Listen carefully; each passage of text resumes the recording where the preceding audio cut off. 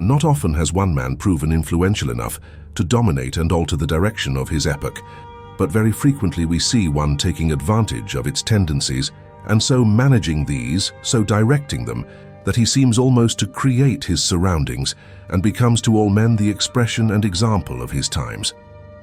Such a leader was the Emperor Frederick Barbarossa, 1152–1190. The only place where the Emperor Barbarossa failed was in his Italian wars against democracy and against the popes. Southern Italy was at this time a kingdom. In central Italy lay the papal states, and north of these were all the independent cities. Assuming the democratic leadership of the cities, the popes acquired a strong temporal power. It reached its culmination under Pope Innocent III, 1198–1216. He was almost the acknowledged ruler of Europe. Secured from martial invasion by the strength of the federated cities, as well as by the spiritual dominion which he wielded, Innocent extended his authority over all men and all affairs. He ordered unlucky King John to accept a certain archbishop for England, and when John refused, England was laid under an interdict. That is, no church services could be held there, not even to shrive the dying or bury the dead. For a while John was scornful, but at length his accumulating troubles forced him to kneel submissively to the Pope, surrender his crown, and receive it back as a vassal of the papacy under obligation to pay heavy tribute. By the same weapon of an interdict, Innocent forced the mighty Philip Augustus to take back a wife whom he had divorced without papal consent. And in Germany, Innocent twice secured the creation of an emperor of his own choice, the second being the child, Frederick II, who had been brought up under the Pope's own guardianship. Among other spectacular features of his reign, Innocent founded the Inquisition, and thus formally divorced the Church from its earlier preaching of universal peace and love. Moreover, he attempted a diversion of the tremendous, wasted power of the Crusades. He wanted holy wars fought nearer home and preached a crusade against John of England. The mere threat brought John to his knees, and Innocent then turned his newfound weapon against the heretics of southern France, the Albigenses. These unfortunate people, having a certain religious firmness wholly incomprehensible to John, refused submission. The crusade against them became an actual and awful reality. In the name of Christ, men devastated a Christian country. The spirit of persecution thus aroused became rampant in religion and remained so for over 500 years. Rebels against the Church accepted its most evil teaching, and in their brief periods of power became torturers and executioners in their turn. This first of the religious wars achieved its purpose.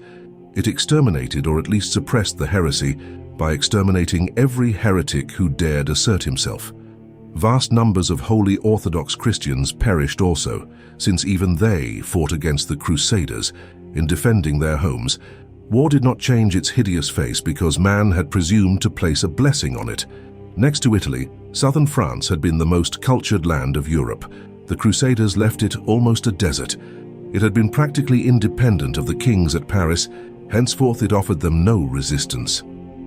A more excusable direction given by Innocent to the crusading enthusiasm was against the Saracens in Spain. A new and tremendous army of these had come over from Africa to reinforce their brethren, who shared the peninsula with the Spaniards. The Pope's preaching sent 60,000 crusaders to help the Spaniards against this swarm of invaders, and the Saracens were completely defeated. The Battle of Navas de Tolosa in 1212 settled that Spain was to be Christian instead of Muslim. Against the Saracens of the East, however, crusades grew less and less effective. Geography explains much of history. In Spain, the Saracens were weak because far from the center of their power. In the East, the Europeans were at the same disadvantage. For one man who fell in battle in the Holy Land, 20 perished of starvation or disease upon the journey thither. Europe began to realize this. The East no longer lured men with the golden glamour that it held for an earlier generation. Kings had the contrasted examples of Philip Augustus and the heroic Richard to teach them the value of staying at home. With the wane of the crusading fervor, waned also the power of the popes. Innocent had extended his authority by terror and physical force, but men soon ceased to find religious inspiration for such holy wars, and the calls of later popes fell upon deafened ears. The democratic policy of Innocent's predecessors had rallied all Italy around them, but his successors seemed to have failed to recognize their true sources of strength. They abandoned their allies and ruled with autocratic power. Italy became divided, half Guelph, half Ghibelline. Moreover, even Frederick II, the ward whom Innocent had placed on the imperial throne, refused to sanction the encroachments of papal authority over the empire. So the strife of emperor and pope began again, only to terminate with the utter defeat and extermination of the great house of Barbarossa. Their possessions in southern Italy and Sicily were conferred by the popes upon Charles of Anjou, brother of Louis IX of France. But while the popes were thus temporarily successful in the giant contest against their greatest rival, to such partisan extremities were they driven by the necessities of the struggle that the awakening world looked at them with doubtful eyes, began to question their spiritual rights and honors, as well as the temporal authority they claimed. In Charles of Anjou, the popes soon found that they had but substituted one master for another. Charles was rapidly becoming as obnoxious to Rome as the emperors had ever been, when suddenly the tyranny of his French soldiers roused the Sicilians to desperation, and by the massacre of the Sicilian Vespers, the French power in Italy was crushed. Men were slow to realize that the mighty hold which the papacy had once possessed on the deep heart of the world was being sapped at its foundation. Diplomatic pontiffs still managed for a time to play off one sovereign against another, and to have their battles fought by foreign armies on a business basis.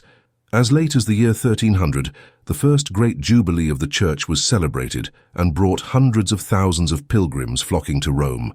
The papacy, though sorely pressed by many enemies, still proudly asserted its political supremacy, but in truth it had lost its power, not only over the minds of kings to hold them in subjection, not only over the interests of nobles to stir them to revolt, but, alas, even over the love of the lower classes to rally them for its defense. Within 10 years from the Great Jubilee, the papacy met complete defeat and subjugation at the hands of a far lesser man and feebler monarch than Frederick II. To the empire, the long contest was as disastrous as to the papacy. When Frederick II, at one time the most splendid monarch of Europe, died in 1250, a crushed and defeated man, Germany sank into such anarchy as it had not known since the days of the Hunnish invasion. When the emperor was condemned by the church, but, says an ancient chronicle, robbers made merry over their booty, plowshares were beaten into swords, reaping hooks into lances, men went everywhere with flint and steel, setting in ablaze whatsoever they found. The period from 1254 to 1273 is known as the Great Interregnum in German history. There was no emperor, no authority, and every little lord fought and robbed as he pleased. The cities, driven to desperation, raised armed forces of their own and united in leagues, which later developed into the Great Hanseatic League, more powerful than neighboring kings. The anarchy spread to Italy. Bands of free companies roamed from place to place, plundering, fighting battles, storming walled cities, and at last the Pope sent thoroughly frightened word to Germany that the lords must elect an emperor to keep order, or he would appoint one himself. The Church had learned its lesson, that without a strong civil government it could not exist, and perhaps the government had at least partly seen what later ages learned more fully, that without religion it could not exist. Church and state were gentler to each other after that. They realized that whatever their quarrels, they must stand or fall together. So, in 1273, it was the Pope's insistence that led to the selection of another emperor, Rudolf of Habsburg. He was one of the lesser nobles elected by the great dukes so that he should be too feeble to interfere with them.